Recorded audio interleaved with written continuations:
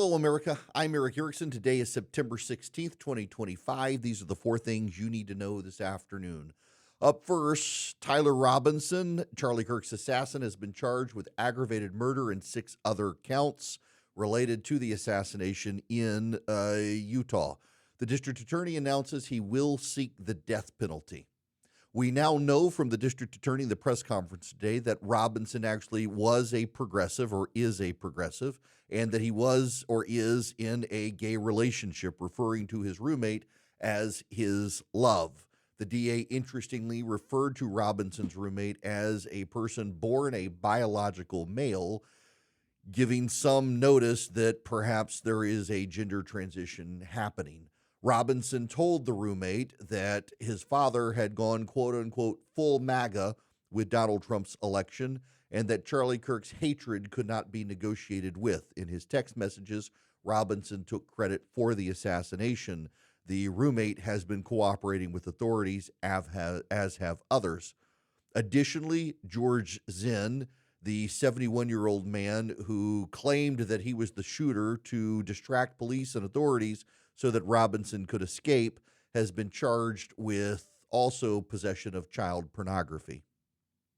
What a wild, wild turn of events. Up next, House Republicans are struggling to contain a rebellion over tariffs. Mike Johnson is trying to get the Republicans to come on board a provision that would block the ability of the House to stop the president from issuing future tariffs.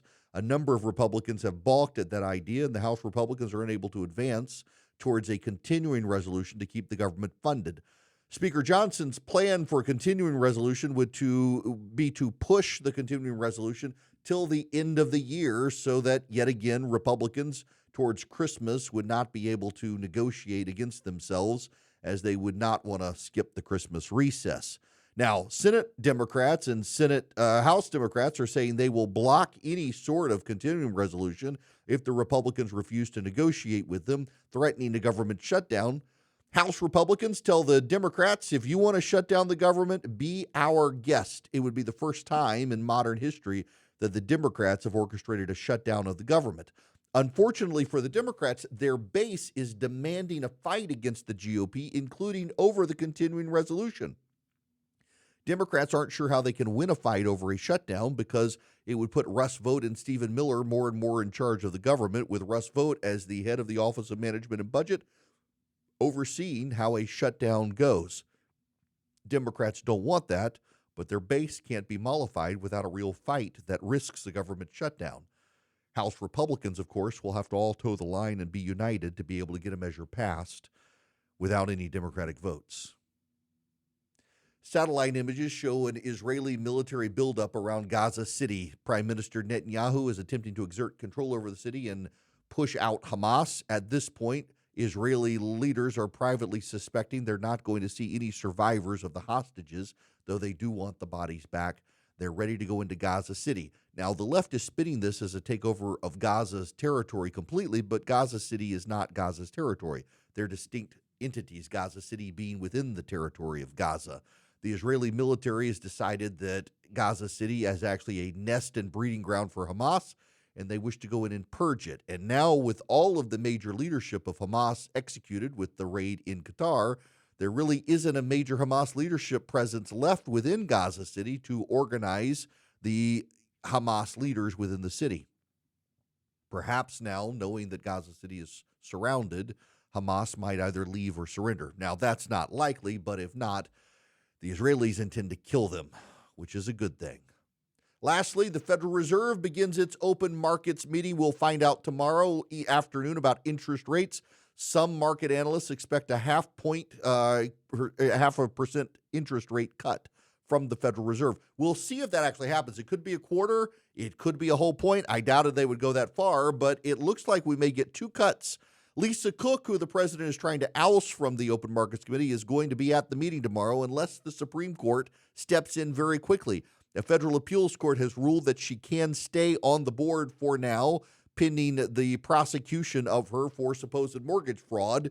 She has documents that suggest she did not show at her Atlanta home as a primary home, instead listing it as a vacation home. But as many analysts have responded, That's on the estimate, not the actual mortgage documents. The mortgage documents seem to suggest she listed it as a vacation home. The transparency around that will need to come forward to see whether or not it was intentional. There does have to be some intent in that issue to be able to remove her. That being said, what does the Federal Open Markets Committee do tomorrow? Whatever it is, the president's team will say it's too little too late unless it's a massive cut. We don't expect a massive cut, but we do expect 2 cuts from the Federal Reserve. Stay tuned for that. Lastly, I've got a note. I got a number of emails from people here suggesting that perhaps my criticism of Pam Bondi today for suggesting there's prosecutable hate speech and they can go after businesses that refuse to do business with conservatives, that those are bad things. And I have had several people suggest it is Trump derangement syndrome or never Trump syndrome impeding my judgment of the situation. For the record, everyone from Steve Bannon to Ted Cruz to Chris Carr, Brandon Carr rather, the head of the FCC has come out today and said that Pam Bondi is wrong about free speech. In fact, Pam Bondi has united the entire spectrum of the right against her today.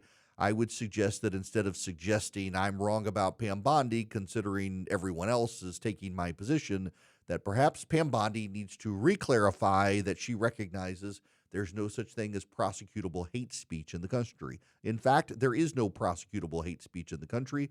There is prosecution for violence and imminent calls to violence that someone intends to carry out. But for hate speech, doesn't exist except in the ideology of the left, and we should all avoid that. Now, really, that's a 5th thing, but these are the 4 things you need to know, plus that clarification to the record. I'm Erick Erickson. Stay engaged, stay informed. Please keep the faith.